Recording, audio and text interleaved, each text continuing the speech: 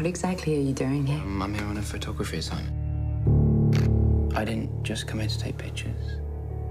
A photographer named Samuel roams around on a small island off the west coast collecting shots when the film opens. We discovered that the majority of the subjects he photographs are dozing off in strange situations. As it happens, the island is currently experiencing an odd situation. People began dozing off unexpectedly 3 days ago during vehicle rides, sauna visits, and even while awake, person drowned while swimming underwater. The onlookers were initially just perplexed, but they soon discovered that those who slept would not awaken, almost as if they were in a state of coma. The island has seen a number of medical professionals and researchers throughout the last 72 hours, but nobody has discovered a treatment for the unusual pandemic. All of the island's year-round residents are now sound sleeping, the fortunate people in their homes. Their bodies are in good working order, whether they are at work, in the grocery store, or in their cars. But if they are transported from their original location, they fall asleep. Their heart rate increases abnormally. It's fascinating that the phenomenon has no effect on people who had not lived on the island for a long time before it happened. Because of this, scientists have built a camp and equipped every sleeping person on the island with a tag so they can be monitored. No reporters are permitted at this time, although Samuel has found a way to smuggle himself across the border into the contaminated area. He enters a bus with sleeping passengers in the thick of the mayhem while on the trip to shoot pictures. In the strange situation, Samuel, he finds a woman carrying a live goldfish and decides to take it with him. Feels that the fish is his only friend, thus he communicates with it as such. They eventually arrive at a home that appears nice enough to stay in for a few days. When Samuel enters cautiously, he discovers a woman asleep on her bed. Stella was one of the fortunate last to nod off, and her name is. Samuel stays in the other room to respect her privacy rather than approaching her. Realizing the researchers were outside his house, watching over the neighborhood, he is concerned that if he is discovered the following day, he would be punished because everyone who is conscious has been requested to leave the island. Although Stella seldom notices him, Samuel daydreams about running into her at the grocery store. Not even in his dreams, I see. She asks him how he knows it when he calls her by her name, unexpectedly waking him asleep. Samuel talks to Stella while she sleeps and listens to the news as a new day brings about a new experience. The pandemic has everyone talking, and weird controversies are starting to roll in and laugh at them. Choosing Samuel to take a daytime tour of the island, he initially spots a comfortably sleeping handyman who is fastened to a tree. Additionally, he learns that the island's animals are still alive and wonders who is looking after them. A big number of individuals are unconscious when Samuel arrives at the church after nearly an hour of wandering. After shooting a few shots and settling into a pew, Samuel nods off. He and Stella are seated across from one another in a restaurant in his dream. They converse about Samuel's activities on the island while acting as though they had known one another for ages. Stella objects that he is exploiting the circumstance for financial gain, but Samuel insists that he is, not for the money, but for the experience. The money might come later, but not now. Later, he digs through Stella's possessions when he gets home to uncover her daily notebook. His bond with Stella deepens as he reads it, and he continues to have dreams about her. She admits that she was among the final people hit. She first noticed her piano teacher passing out in the middle of a lesson after being asked if she was terrified. Stella responds, "I was more confused." When the doctors and researchers arrive, they only learn that the patients shouldn't be taken from the locations where they fell asleep. It amuses Stella that there is a danger that if she gets out of bed, her heart will break. According to Samuel, if she does that, his dick might also blow up. Samuel then uses the chance to inquire about her feelings. Stella says it had a strange feeling when she fell asleep. She experienced weird, vivid dreams and finally became engrossed in them, unable to see that she was entering a deep sleep. The scene then shifts to the following morning, and Samuel embarks on yet another journey. This time, he visits a different neighborhood, and while attempting to take a photo of it, discovers a car loaded with balloons. He observes the neighboring healthcare professionals hurrying back home. The occurrence recalls Samuel till he decides to leave the island after adjusting to reality. After taking a sufficient number of photos, he bids Stella Pax farewell, gathers his luggage, and makes his way to the coast where his boat sits. But after spending a considerable amount of time at the shore admiring the boat, he changes his mind when he gets home and notices the tap is running. Although Samuel recalls that it had been running when he had first arrived home, he is certain that he had shut it off. He's suddenly transported back to this fantasy and is seated across from Stella in the restaurant. She wants to know why he came to the island in the first place. He arrived. I'm here for her. It turns out that he was vacationing on the island a year ago. He later followed Stella to a restaurant after spotting her there because she appeared to be young and attractive. He was interested because it was free, but the evening ended before he could ask for her phone number, and he was was never able to meet her again. Back in the real world, Samuel goes grocery shopping, but two researchers also enter the store to purchase alcohol. Samuel runs into one of them, but after they go, he hides by acting like he is unconscious. Before bringing the goods home, he happily goes shopping for the necessities and even pays the cashier, who is sound asleep. Then comes he may be seen wandering about Stella's home, taking in her possessions and thinking what kind of person she might be. When he discovers a tape recorder in the attic that includes recordings of the list of her favorite items, he strikes gold. Random items like the sound of a typewriter, headless Barbie dolls, and flamingo pool toys are included in the list, but Samuel's obsession intensifies as he continues to listen to it. She may be on the list, but based just on that recording, she is a pure sociopath. Stella says that driving on the beach is one of her favorite activities, so Samuel imagines him and Stella going vehicle shopping together outside. He fears being accused of stealing from, however. Stella persuades him that they are merely borrowing it from some sleeping individuals. They quickly settle on a vehicle they want. Then they break into the owner's home to retrieve the keys. Samuel begins to believe Stella is a criminal because he likes her independent spirit. She is more than just a fantasy in his mind. Later, when he wakes up, he hears a car outside and sees two medical professionals entering the home for a weekly checkup. Just before being discovered, he quickly gathers all of his possessions and hides in a closet. Before leaving, the employees examine Stella for any anomalies. Soon after, Samuel remains by Stella's bed for the remainder of the day and speaking with her. He enters the attic once more the following day and plays the second segment of her tape. This time, she discusses the things she despises and admits that she feels vulnerable and alone. Because Samuel feels helpless once more and wishes he could do anything to make her feel better, he drifts into his imagination and begins conversing with her. The pair discuss soulmates and how each person has one. Samuel offers. Stella doesn't think they are each other's soul match, despite the possibility. Samuel returns to reality and makes the decision to return home, now that he is without a reason for visiting the island. He gets halfway to the pier, but finds it difficult to leave Stella at night. He goes back home and gets high off of her stash while thinking about how they will start smoking together that same day. He makes it his goal to engage in every activity on Stella's list of her favorite pastimes. For the same reason that he prepares lasagna, he also serves himself beer in a wine glass. Stella shows up in his dreams, enraged by his failure to leave her alone. She claims that she is not the Stella he is familiar with from her notebooks and tapes. Samuel acknowledges that she is ultimately correct, despite the fact that he has never spoken to her in person. He tries to convince himself, but it's all in his head. It was not a mistake to travel to the island. The next scene shows Stella asking him to leave her alone before vanishing into the night. Samuel makes the decision to depart once more, but his voyage